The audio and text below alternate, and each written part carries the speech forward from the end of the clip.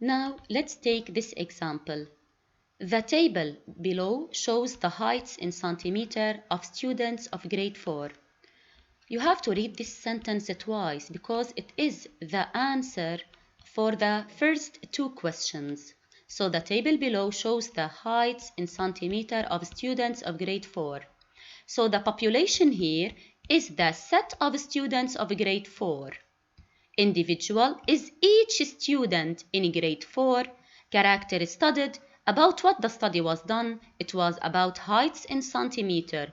Its nature is quantitative because heights represents numbers. After reading this table, you notice that the numbers for the frequency here is 2. Heights for the value 132, its frequency is 2, means that 2 students in this class have their height is 132 centimeter.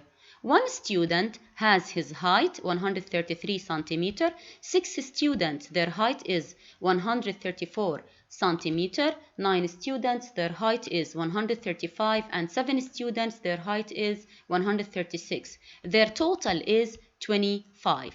The relative frequency is you can get it upon dividing every frequency by the total. 2 over 25, 1 over 25, 6 over 25, 9 over 25. You notice that the total relative frequency is 1.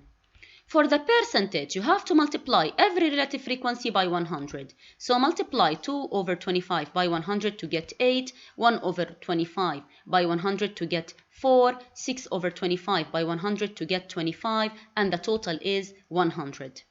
How to represent the given as an angle, or how to write down the central angle? It is get upon multiplying the relative frequency by 360. So multiply the relative frequency by 360. 2 over 25 times 360, it is 28.8. 1 over 25 times 360, it is 14.4. You notice that the total central angle is 360. So the total frequency is the addition of the frequencies to get 25. You have to add all the frequencies. How to calculate the mean or average of this distribution? You have to multiply every value by its frequency, plus the second value by its frequency, third value plus the frequency corresponding to it, plus the fourth value multiplied by its frequency, plus the final value by its frequency over the total to get 134.72. Now, how to represent the frequency in a bar diagram? First of all, the horizontal axis is for values, and in this example it was heights. You have to write them down in ascending order as mentioned in the table, and for the vertical axis it corresponds for frequency. For the value 132, its frequency is 2. For the value 133, its frequency is 1. For the value 134, its frequency is 6. And in this way, we represent the frequency bar diagram. How to represent the frequency polygon?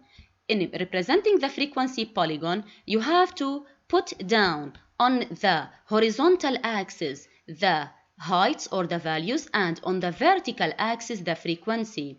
But now for the value 132, its frequency is 2. Represent it by a point.